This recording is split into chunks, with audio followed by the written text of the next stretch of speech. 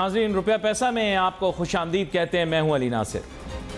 मैं सोच रहा था अपने जहन में कि इसहाक डार साहब बड़े काबिल वज़ीर ख़जाना हैं, काम क्यों नहीं कर पा रहे। मैंने बहुत सोचा, फिर मुझे समझ में आ गई बात। असल में ये जो ताबिश हाशमी हैं और इसहाक डार साहब हैं, इनका प्रॉब्लम एक सा है। जैसे ताबिश हाशमी भी स्टैंड अप कॉमेडी बहुत अच्छी करता था, लेकिन जब से ज़बरदस्ती उसको कपिल शर्मा बनाने की कोशिश की है, उसने अपना भी और प्रोग्राम का भी बेड़ा गर्क कर दिया। इसी तरह इसहाक डार साहब जो हमारे मुल्क के फाइनेंस मिनिस्टर हैं, उनको भी सेट सही नहीं मिला, हालात सही नहीं मिले, वाक़यात सही नहीं मिले, मामलात सही नहीं मिले। बात यह है कि बहुत सारे लोग क्रिटिसाइज़ करते हैं और मैं भी बहुत ज़्यादा क्रिटिसाइज़ करता रहा इसहाक डार साहब को, लेकिन फिर जब मैंने बहुत सारे लोगों से बात की, मईशत के दावपेच देखे, सीखे तो नहीं, सीखना मैंने क्या है, मैं तो तालिब इल्म हूँ, और नशेब व फराज देखे तो मैं समझ गया कि मुल्क की मईशत के बारे में जो कुछ हमें बता रखा है, दर हकीकत वो टोटल बकवास है। हकीकत में कुछ और मामला है, वो सियासतदान हमें बताते नहीं हैं, जिसकी वजह से माजी में इसहाक डार साहब भी मजबूर थे कि डॉलर की कदर को कम रखा जाए, रखना चाहिए। उसकी वजह ये है नाजरीन, बुरा ना मानिएगा, पाक स्टडीज़ की किताब के अंदर क्योंकि 95% बकवास चीज़ें लिखी हुई मुल्क की मईशत के बारे में, तो हमारी ब्रेन वॉशिंग हो गई है। अब हम उससे बाहर निकलने को तैयार नहीं। अब बात कुछ ऐसी है कि मुल्क के पास हमारे कोई वसाइल नहीं। आज फिर यही मौजू लेकर आगे चलूँ। देखें, मैं डॉलर के मौजू को क्यों आगे लेके निकला। डॉलर पे कोई मेरी या मेरे बाप की फोटो थोड़ी लगी हुई है जो मैं डॉलर के ऊपर रोज प्रोग्राम करता रहा, क्योंकि मुझे पता था इस मुल्क का, पाकिस्तान का बिल्डिंग ब्लॉक जो है वो यूएस डॉलर है। क्यों? क्योंकि टके की पैदावार नहीं है, पूरी कौम के अंदर बहुत कम लोगों में अकल समझ है, बाकी सब लोग मुँह के फैर हैं। ये मैं आपको सही बता रहा हूँ, कोई काबिलियत नहीं है। बस यकीन करो, आपने अगर काफिरों को मुसलमान करना है तो आप क्या करें कि जौक दर जौक जहाज़ भर भर के पाकिस्तान लाएं, उनको लोगों से भी मिलवाएं कि कैसे कैसे कद्दू पाकिस्तान में अमीर बन जाते। नहीं, मजाक नहीं कर रहा, सही बिल्कुल संजीदा बात है, टेक्निकल बात। यकीन करें, काफिर मुसलमान नहीं हो तो मैं आपको बताऊं, यानी मुल्क में कोई जुस्तजू नहीं है, कौम के लोगों में कोई आगे बढ़ने की जुस्तजू नहीं है, कोई इंटेलेक्चुअल डिस्कोर्स नहीं है, कोई किताब नहीं पढ़ते ये सारे नलायक। सही बता रहा हूँ, लाइब्रेरियाँ खाली पड़ी हैं। सड़क पे ये जो चिंटू लाइब्रेरी बनाई तुम्हारे लिए, ये जगह जगह खूबसूरत लाइब्रेरियाँ, तो कभी जाके किताब पढ़ी है? पूरा दिन व्हाट्सएप देखता रहता है, कहता है किट्टू राव से शादी करनी है। ये ऐसे शौक पाले हुए इन्होंने। तो आप खुद देखें कि ऐसी इन्वायरमेंट के अंदर मईशत क्या तरक्की करेगा। मुंह से कुछ निकलने वाला था, शुक्र है रोज़े की कैफियत में अब दवाई नहीं खा सकता। खैर, डॉक्टर शुजात मुबारक साहब मुल्क के मारूफ मईशर मेहमान है, वेलकम करता हूँ आपको शो में। थैंक यू अली भाई। अच्छा डॉक्टर शुजात मुबारक साहब, आप ये डिप्लोमेटिक होना छोड़ दें यार, माजरत के साथ, मतलब सही मैं आपको बात बता रहा हूँ, डिप्लोमेटिक होना छोड़ दें। आपने इसी प्रोग्राम में तो बोला था 200 से ऊपर डॉलर जाएगा, फिर ऊपर कितना जाएगा मैं नहीं बताऊंगा, पेज गोई सही निकली ना। अच्छा, आपने बोला कि हमारी जो है वो सप्लाई साइड इशू है, मॉनेटरी इशू नहीं है। तो सप्लाई साइड इशू है तो फिर वसाइल का ही इशू है ना। अब आप देखें, दोनों नहीं खेल सकते आप, जैसे मईशतदान दोनों साइड खेल जाते हैं, यानी इमरान की साइड भी खेल जाते हैं, नवाज की साइड भी खेल जाते हैं, बिलावल की साइड भी खेल जाते हैं। आप क्लियर कट बताएं ना। मैंने आपसे कहा मुल्क की महंगाई, मुल्क में महंगाई है, महंगाई कम करने के लिए इंटरेस्ट रेट बढ़ाना पड़ेगा। IMF नहीं, और IMF के स्कॉलर्स ने ही जो है वो मईशत की किताबें लिखी हैं। आपने कहा नहीं, पाकिस्तान में सप्लाई साइड होती है। तो सप्लाई साइड रिसोर्स के अलावा कैसे होती है, आप मुझे समझा दें। ये चत भी सीधा पट भी सीधा ये नहीं चलाएं मेरे साथ। एक बात करें, महंगाई पाकिस्तान में क्या मॉनेटरी मेजर से कंट्रोल हो सकती है, सप्लाई मेजर से? जी thank you very much Ali भाई। तो सबसे पहली बात ये बड़ी बिल्कुल अया है कि पाकिस्तान के अंदर जो महंगाई है वो सप्लाई साइड ही है। और ये मैं नहीं कह रहा, बहुत सारी आपकी पब्लिकेशन, बहुत सारी रिसर्च पेपर्स मान गए आप जो इंटरनेशनल है वो ये कह रहे हैं, और मैं आपके प्रोग्राम में पहले कह चुका हूँ। नहीं, आप कह चुके हैं पहले। अवाम आम एक लैंग्वेज में या आम जुबान में अवाम को गोश गुजार इस तरह से हम करते हैं कि पाकिस्तान में डिमांड को या कोई जो बढ़ती हुई जो भी आपकी किसी चीज़ की डिमांड होती है उसको कम करके महंगाई को कम नहीं किया जा सकता, क्योंकि पाकिस्तान के अंदर डिमांड बढ़ने की वजह से महंगाई नहीं बढ़ रही। डॉक्टर शुजात मुबारक साहब, आपको पता है मैं आपको अपना उस्ताद तस्वुर करता हूँ। इस मंच पे इस प्रोग्राम के दौरान माजरत के साथ मैं आपसे जिरा करूँगा। इसके माने सीधे साधे ये हैं कि आपके मुल्क के अंदर टके के वसाइल नहीं है, सिर्फ हमारे पास बातें हैं। अगर वरना आपकी सप्लाई साइड प्रॉब्लम आती ही नहीं। आपके मुल्क में ना दालें हैं, ना आपके मुल्क में आटा है, ना आपके मुल्क में चीनी है। आप बड़े बड़े दावे करते हैं मवेशी मंडी हमारी तीसरी सबसे बड़ी है एशिया के अंदर, गोश्त यहाँ पे इतना महंगा मैसर है, मुर्गी का गोश्त इतना महंगा मैसर। आप मान क्यों नहीं जाते कि वसाइल नहीं है? आप क्यों बोल भी रहे हैं सप्लाई साइड? इसीलिए मैं बोल रहा हूँ, आपने प्रोग्राम में कह दिया, अब आप इस पे you will have to stick by it. देखें, एक होता है वसाइल का होना और दूसरा है वसाइल को बरूए कार ला के अपने मुल्क के अंदर जो चीज़ें अशिया व खिदमात जिसको कहते हैं, जो चीज़ें चाहिए उनकी सप्लाई को बढ़ाना। दालें पाकिस्तान के अंदर देखें, दालें, पाकिस्तान की ज़मीन तो आपके पास रखेज ज़मीन पर है ना, पानी भी है नहीं, कहाँ आपके पास पानी है, सिर्फ पाकिस्तान के अंदर पानी की मिसमैनेजमेंट का इशू है। बहुत सारे ऐसे एरिया हैं आपके पास, वहाँ पे सरप्लस वाटर होने की, रावी का दरिया लबालब खुश्क पड़ा हुआ है। रावी के दरिया के अलावा भी देखें पाकिस्तान के अंदर जो क्लासिकल इशू है वो मिसमैनेजमेंट ऑफ रिसोर्सेज है। वसाइल पाकिस्तान के जो पोटेंशियल को अगर आप देखें तो दुनिया के किसी भी मुल्क से कम हम नहीं है, लेकिन प्रॉब्लम यह है कि उन वसाइल को बरूए कार लाना ही नहीं। डॉक्टर शुजात मुबारक साहब, उस मुल्क की असल पोटेंशियल आप जैसा पढ़ा लिखा जीनियस आदमी ये बात नहीं कर सकता। मैं आपको जी आपका तालिब इल्म होने के नाते मैं आपको ये बात बता सकता हूं, ये आपकी पढ़ाई जो आपने पढ़ाया उसके मुनाफी है। चले आप बात ये है कि ना देखें, आपने बोला आप सर छोटी सी इस्तेदा सुन लें। आपने इकोनॉमिक्स 101 में पढ़ाते हैं 4 फैक्टर्स ऑफ प्रोडक्शन। सबसे पहला लैंड है। आप मुझे बता दें कि 796 पहले थे, अब बढ़ गए हैं लाख मुरब्बा किलोमीटर। सर आपके रकबे के हिसाब से आप 33वें 34वें 35वें मुल्क हैं।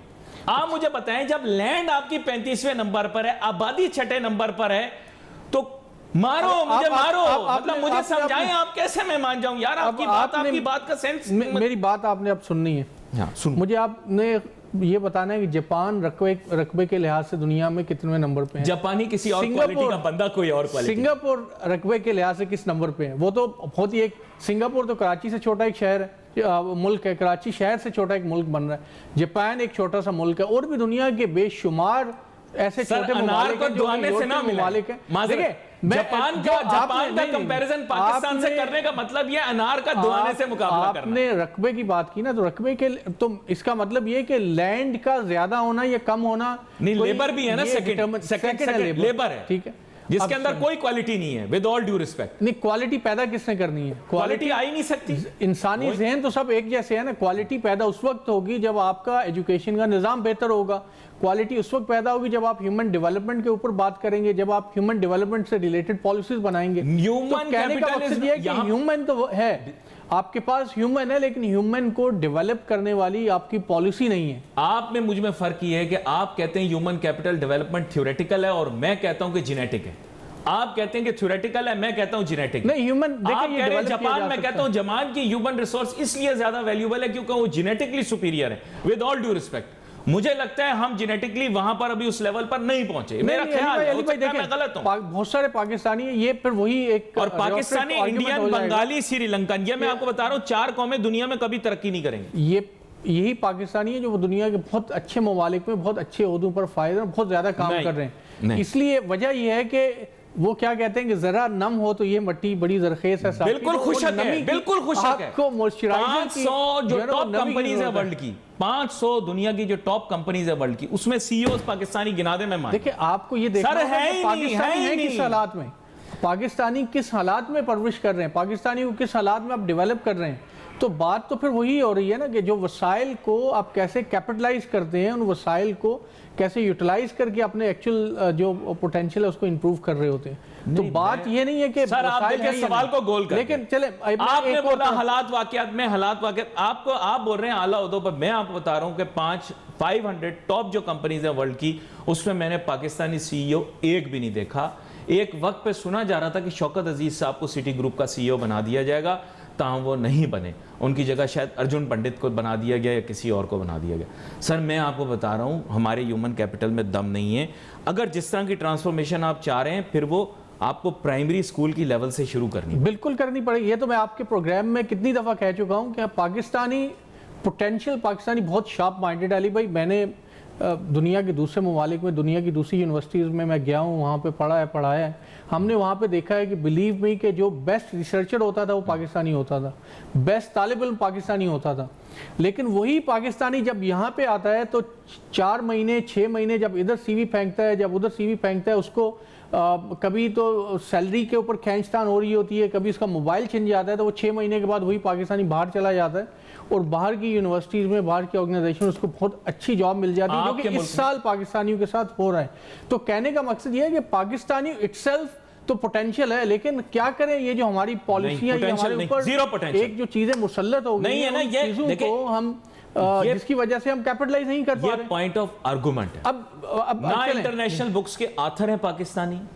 अगर मैं आपसे आज पूछूं कि कोई एक रिनाउंड फिलोसोफर बना दें पूरे पाकिस्तान का जो अभी प्रिवेलेंट फिलोसफी इंटरनेशनल, अभी मेरी तो अभी 2 दिन पहले मैं आता हूं आपकी तरफ दोबारा वापस आता हूं सर, दोबारा वापस। सर आप बातों से बात बने। जनाब डॉक्टर शुजात मुबारक साहब, हमारा प्रोग्राम जूं का तूं जा रहा है, जैसे अनवर मकसूद साहब कहा करते थे ना, तो ये जूं का तूं है, इसमें कुछ कट नहीं सकता, मेरे कहने या आपके कहने से भी। तो खुल के बात कीजिए। आपके साथ मैं बात कर रहा था, उस बात को फिर आपने गोल कर दिया। मईशत पर आ जाए। लेबर के लिहाज से मैं आपको दोबारा बता दूं, लैंड के लिहाज से पाकिस्तान 35वें नंबर पर, आबादी के हिसाब से 6ठे नंबर पर, वसाइल पाकिस्तान के पास आपके बकौल। फिर लेबर के हिसाब से आप आ जाइए, आबादी पाकिस्तान की गलत बताई जा रही है, मैं नहीं कह रहा, ये आपके कराची की जितनी पार्टियां हैं ये कह रहे हैं कि आबादी गलत बता रहे हैं। ये एक मखसूस मुल्क है कि मैं यकीन करें लॉकडाउन के बाद रिश्तेदारों से मिलने के लिए गया तो मुझे हर मॉडल का बच्चा दिखाया उन्होंने कि ये 20 में हुआ, ये 21 में हुआ, ये 22 में हुआ, ये 23 में हुआ। अभी ईद पे जाऊंगा, शायद अगला मॉडल भी आ जाए इस मुल्क के अंदर। तो इस तरह से आबादी आपकी 22 करोड़ कैसे चल रही है मुझे बता दें। मैं तो बिल्कुल पागल सा आदमी हूँ, दवा भी मैंने नहीं खाई हुई। मुझे सिर्फ ये साबित करके बता दें कि आपके सियासतदान 22 करोड़ किस बुनियाद पर कह रहे हैं कि ये लॉकडाउन के अंदर और तो कोई काम हुआ ही नहीं आबादी बढ़ाने के बजाय के अलावा, तो ये आपकी आबादी 22 करोड़ कैसे है, जरा मुझे बता दें, मैं बड़ा बेवकूफ़ हूँ। नहीं देखिए, इसमें तो सब लोग एग्रीड है कि पाकिस्तान की आबादी 22 करोड़ नहीं, तकरीबन 30 करोड़ के लगभग 30 हो गई है, 25 से 30 के दरमियान है। लेकिन अगर चले मोहताद अंदाज़ा भी लगा लें तो 25 करोड़ से तो ऊपर ही है पाकिस्तान की आबादी।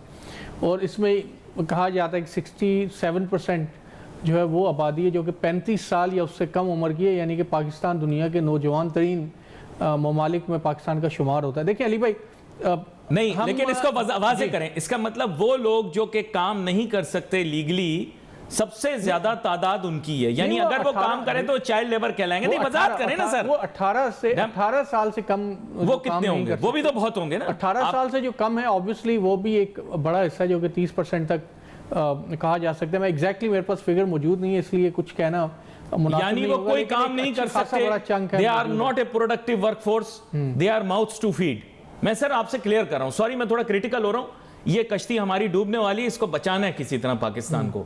तो अब वो कॉस्मेटिक बातें अब मैं नहीं करूंगा, मुझे पाकिस्तान को बचाने के मिशन पर मैं निकला हूं। तो अब बताएं जी, यानी these are mouths to feed, आप ये क्लियर करें ना। देखिए मैं इसके साथ देखिए मैं चले they are mouths to feed sir, बोले ना ये जब खाएंगे तो सही ना कुछ। जी बिल्कुल। देखिए अली भाई, ये अपॉर्चुनिटी भी है, एक थ्रेट भी है। अब एक और बात मुझे इजाज़त दीजिए शामिल करने की, जो कि ऑब्वियसली माउथ्स टू फीड, इसके साथ हमारी एक आबादी का एक बड़ा हिस्सा जो है वो फीमेल है। और पाकिस्तान की अनफॉर्चुनेटली हमारी दकियानूसी सोच को कह लें या किस पता नहीं क्या चीज़ है, हमारी सोसाइटी का एक अलमिया है कि हमारे यहाँ फीमेल को लेबर फोर्स के अंदर, वर्क फोर्स के अंदर शामिल ही नहीं किया गया। या तो हमारे यहाँ वर्क प्लेस के ऊपर उस तरह की इन्वायरमेंट ही क्रिएट नहीं की जाती कि हमारी जो खवातीन है वो आके काम कर सकें, और दूसरा बहुत सारी जगहों पे उसको मायूब समझा जाता है। इसका मतलब ये कि मायूब नहीं, हमारी नजर बहुत गंदी है। आप खुल के बोले ना सर, हमारी नजर बहुत गंदी है। बिल्कुल मैं अली भाई, मैं काम ही नहीं करने देते औरतों को। मैं बिल्कुल इससे आपसे इत्तेफाक करता हूँ, इसमें हमारा कसूर है। और बजाय इसके कि हम ये कहें कि एक औरत माँ बहन बेटी, इसके अलावा भी एक औरत को एज अ औरत रिस्पेक्ट देनी चाहिए। रिश्तों के अलावा आप रिश्तों से निकाल के भी उसको रिस्पेक्ट देनी चाहिए। बहरहाल ये डिस्कशन कहीं और चली जाएगी। मैं ये कह रहा हूँ कि आपका 50% तकरीबन आपकी फ़ीमेल है जो कि आपकी पॉपुलेशन का हिस्सा है, वो भी आपकी इकोनॉमिक पार्टिसिपेशन उनकी नहीं है या ना होने के बराबर है। इसका मतलब ये कि एक बड़ा चंक उन लोगों का जो 18 साल या उससे कम उम्र के हैं, और एक बड़ा चंक उन ख़वातीन का जो कि आपकी लेबर फोर्स का हिस्सा नहीं बन पा रही हैं। तो आपके जो वो लोग जो कि अर्न कर रहे हैं या वो जो प्रोडक्टिव लेबर फोर्स है, वो तो एक बहुत आपकी आबादी का 1/3 है। यानी कि आप ये समझ लीजिए 30-40% ज़्यादा लोग होंगे जो कि काम कर रहे होंगे। उन 30-40% में भी 90% लोग वो हैं जो कि सेमी स्किल्ड हैं, जो कि लेबर टाइप की जॉब्स करते हैं या जो बहुत हाईली स्किल्ड नहीं हैं। तो यही पाकिस्तान का अलमिया है जिसकी वजह से पाकिस्तान की मईशत इस जगह पे खड़ी है और पाकिस्तान की इंडस्ट्री जो कि आए रोज़ बंद होती चली जा रही है। तो जाहिर है कि ये अलमिया तो है पाकिस्तान का, लेकिन सवाल ये पैदा होता है कि इस अलमिये का ज़िम्मेदार कौन है। क्या हमें अभी दोबारा यही हम रोते रहेंगे कि पाकिस्तान के साथ ये जुल्म हो गया, या हमें किसी की जिम्मेदारी का तयन भी करना होगा और उसको आगे कैसे लेके चलेंगे? ये दो बड़े सवाल हैं। Please, I am very blunt and I will be very straight forward. However many people may believe कि गलत बात कर रहा हूं मैं। नंबर 1 पाकिस्तान की प्रॉब्लम है जेनेटिक प्रॉब्लम। नंबर 2 पाकिस्तान की प्रॉब्लम है रिसोर्स प्रॉब्लम। मैं आपको सही बात बता रहा हूं, ये दोनों चीजें आपने ठीक करनी है। अगर इनके ऊपर काम किया जाए, आपको बुरा लगेगा, मेरी बातों का बहुत बुरा लगेगा इस कौम को, लेकिन बात यह है कि मुल्क खुलांच हुआ बैठा है। आपको पता है मैं कितनी नेगेटिव गुफ्तगू कर रहा हूँ पिछले 12-15 साल से। लोग मुझे बुरा भला कह रहे हैं, आपके साथ प्रोग्राम भी कर रहा हूँ। आप मुझे बताएं, क्या मैंने हर प्रोग्राम में आपको नहीं कहा कि इस मुल्क की इकॉनमी में कोई पोटेंशियल नहीं है, ये सस्टेनेबल नहीं है? आप मेरे से लड़ते रहे, मुल्क बर्बाद होता रहा। आप मुझसे लड़ते रहे, मुल्क बर्बाद होता रहा। आपने कहा इमरान खान आ जाएगा, मुल्क ठीक हो जाएगा। पहले आप कहते थे मैं उससे बड़ा, आप कहते थे आप बदल नहीं सकते बात, आपकी रिकॉर्ड पे हमारे यहाँ बातें। आपने कहा इमरान खान आएगा, मुल्क ठीक हो जाएगा। इमरान खान आया, मुल्क का बेड़ा गर्क हो गया। अब वो गया, उसके बाद जो आए उन्होंने और ज्यादा कर दिया। ये अब हमारा अलमिया है। नहीं, मैं आपको फ्रैंक फैक्ट बता रहा हूं ना सर, अली भाई, ये इशू है ही नहीं। Leadership is not a problem. देखें, our problem is a genetic problem. Why are you not realising it's a genetic problem? It's a genetic problem, it's a genetic problem. मैं इतने कॉम्प्लेक्स उस फलसफे में जाता नहीं हूं, क्योंकि ये किसी और रोज हम इस जेनेटिक नहीं, second is the resource problem. देखें, अगर इफ यू डिनाई कि Ali is saying this is nonsense, then second is resource problem. You have acknowledged it's a supply side issue. It's a supply side issue. We don't have resources. देखिए अली भाई, मुझे अगर आप इजाज़त दें तो दो चीज़ें मैं अर्ज कर दूं। पहली बात ये कि पोटेंशियल है या नहीं है, इस बात को छोड़ दें। दुनिया में हम नहीं, पूरी दुनिया ये कहती है कि इस हद तक हमारा पोटेंशियल है कि अगर हम चाहें तो हम बहुत कुछ कर सकते हैं। लेकिन सवाल ये पैदा होता है कि क्या हम इसी बात को डिस्कस करते रहेंगे पोटेंशियल है या नहीं है, या उन अवामिल का तयन करेंगे जिन अवामिल की वजह से हम यहाँ पे खड़े हैं? एक बात। दूसरी बात ये अली भाई, पाकिस्तान की, अगर मैं हार्डकोर पाकिस्तान की इकोनॉमी की बात करूं तो पाकिस्तान का सबसे बड़ा मसला आपकी सप्लाई चेन की इंडिजिनाइजेशन नहीं करना है। आम अल्फाज में मैं ये कहता हूं कि पाकिस्तान के अंदर अगर टेक्सटाइल की प्रोडक्ट्स को आप प्रोड्यूस करके एक्सपोर्ट कर रहे हैं, तो उस एक प्रोडक्ट को प्रोड्यूस करके एक्सपोर्ट करने के लिए 20 प्रोडक्ट्स आपको इंपोर्ट करना पड़ती हैं। केमिकल आपको इंपोर्ट करना पड़ता है। तो ये रिसोर्स प्रॉब्लम ही कहलाती है सर, ये रिसोर्स प्रॉब्लम ही कहलाती है। इसका मतलब ये कि जब तक आप पूरी सप्लाई चेन को इंडिजिनाइज नहीं करेंगे पाकिस्तान के अंदर, जब तक वो सारी चीजें प्रोड्यूस नहीं होंगी, पाकिस्तान की आउटपुट, पाकिस्तान की एक्सपोर्ट नहीं बढ़ पाएगी। अगर बढ़ेगी भी तो आपकी इंपोर्ट उसी तरह से बढ़ेगी। क्या ये लैंड, लेबर, कैपिटल, एंटरप्रेन्योरशिप का प्रॉब्लम नहीं है? अब सवाल ये पैदा होता है कि क्या ये हम कर सकते हैं या नहीं कर सकते? अली भाई, बिल्कुल कर सकते हैं। हमारे पास वो लेबर भी मौजूद है, हमारे पास वो सारी चीज़ें मौजूद हैं, लेकिन जिस चीज़ की कमी है वो पाकिस्तान के अंदर इम्प्लीमेंटेशन ऑफ दोज पॉलिसीज़ की, उस इन्वायरमेंट का, उस माहौल का ना पैदा करना है। बल्कि मैं तो ये समझता हूँ कि डेलिबरेटली शायद वो माहौल पैदा ही नहीं किया जाता कि हम। बात यह है कि अब इखलाकियात का दामन मैंने थोड़ा बहुत छोड़ दिया प्रोग्राम के अंदर। उसकी वजह यह है कि सब अब ये मुल्क के हालात जो हैं ये बड़े ख़राब हो गए हैं। और आपको पता होगा, जैसे आप भी अभी हल्के फुल्के आप दीदा हो रहे हैं मुल्क के हालात सुनकर, और कुछ वाक़यात जो मैंने आपको ब्रेक में बयान किए शायद उनकी वजह से, जो कि वाकई में बहुत दुख की बातें हैं। और मैं आपको ये बात बताना चाहूँगा कि जनाब, इसी प्रोग्राम के अंदर मुझे याद है कि शब्बर जैदी साहब भी आप दीदा हो गए थे। ये तब था जब वो चेयरमैन FBR नहीं बने थे। अल्लाह ताला ने इख्तियार दिया उनको, 2 टके का उन्होंने काम नहीं किया। तो सर बात यह है कि इख्तियारात तो हमारे यहाँ अच्छे लोगों को मिल जाते हैं। जो आप बात कर रहे हैं ना कि इंटेलेक्चुअल्स भी हैं हमारे मुल्क के अंदर। डॉक्टर इशरत हुसैन भी हैं, कारकर्दगी नील बटा नील, with all due respect. Shabbar Zaidi साहब भी हैं, कारकर्दगी कोई टकेगी नहीं। इस तरह के और कितने ही लोग हैं, मैं आपको दिखा दूं, जो पढ़े लिखे लोग हैं जिनको हमारे माशरे में बड़ा लुकअप किया जाता है। जस्ट लाइक अभी मिफ्ता इस्माइल आपने देखा होगा, अब तो वो कोई बच्चे की सालगिरह पर भी बुलाता है तो चले जाते हैं, केक कटिंग भी करवा देते हैं साथ में, फिर तालियां भी बज जाती हैं, वहाँ पे तकरीर भी कराते हैं, लेकिन काम टके का नहीं किया मिफ्ता इस्माइल साहब ने। पढ़े लिखे लोग हमारे पास हैं, काम टके का नहीं करते, मईशत को ठीक नहीं करते। इसके बारे में भी तो हमें कुछ बताएं ना अली भाई। एक जो पहले आपने अखलाकियात की बात की, तो ये तो मैं पहले आपके प्रोग्राम में भी कई दफ़ा कह चुका हूँ कि पाकिस्तान मोरल बैंकरप्सी का शिकार है। मैं नहीं, हमारे बहुत सारे जो बड़े हैं वो कहते हैं, हसन निसार साहब सर फहरिस्त हैं उसमें। और एक बात मैं थोड़ी सी डाइवर्ज करूँगा, लेकिन क्योंकि इससे मिलती जुलती है, वो ये कि देखें, हमें जो हमारे नौजवान हैं ये पाकिस्तान को रिप्रेजेंट कर रहे हैं, तो किसी भी शख्स को किसी भी जगह पे उसकी तज़हीक करके आप अपने आप को बहुत बड़ा साबित नहीं करते हैं।